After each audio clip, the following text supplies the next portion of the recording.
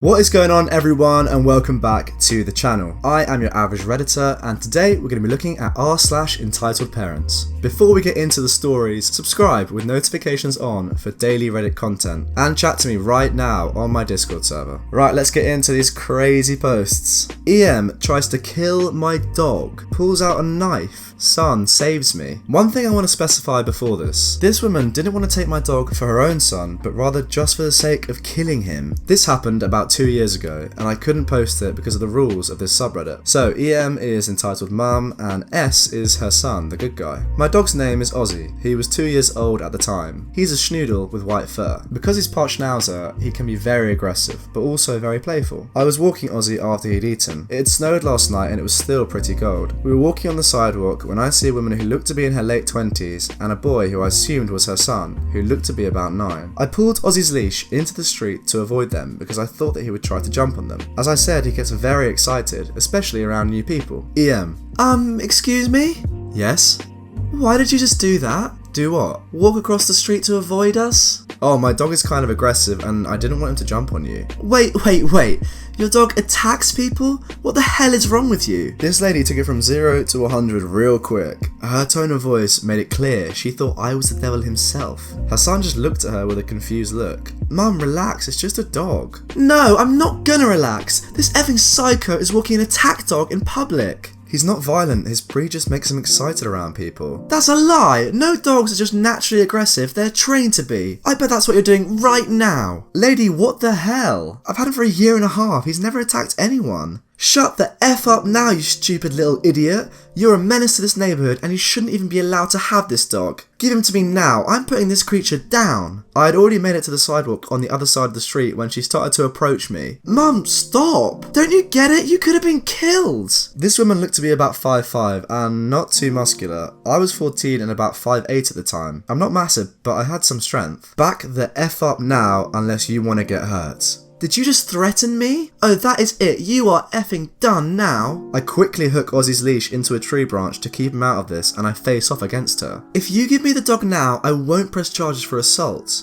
You gotta get through me first. If you want to bring the law into this, then you're facing theft of property and animal cruelty. You endangered me and my son. Give me the dog now. She tries to push me up, but I won't budge. I shove her back into the snow. I know there's a camera in front of my neighbour's house, great dude by the way, which caught her shoving me first. She gets up and tries to slap me. I can see rings on her finger because she theatrically pulled her hand back. I duck and punch her square in the face. She goes down instantly. That is what she deserved. Oh, you're getting sent away for that! She's still lying in the snow at this point and I just smile. Wanna hear something funny? My neighbour has cameras. Again, if you want to bring cops into this, then go ahead. I have a bloody nose, what proof do you have? I'm still smiling, but my smirk instantly goes away. She pulled out a knife. She struggles to get up, which gives me enough time to grab the leash off the branch and pick up my dog and run for my life. Her son held her down while I ran. Kid probably saved my life. I made it home and locked all the doors. So far she hasn't come to my house yet, but I already told my neighbour about her and he confirmed that he has the security feed. We never found out who this woman was or ever saw her again. Wow, her son is the absolute hero in this story. Goodness me.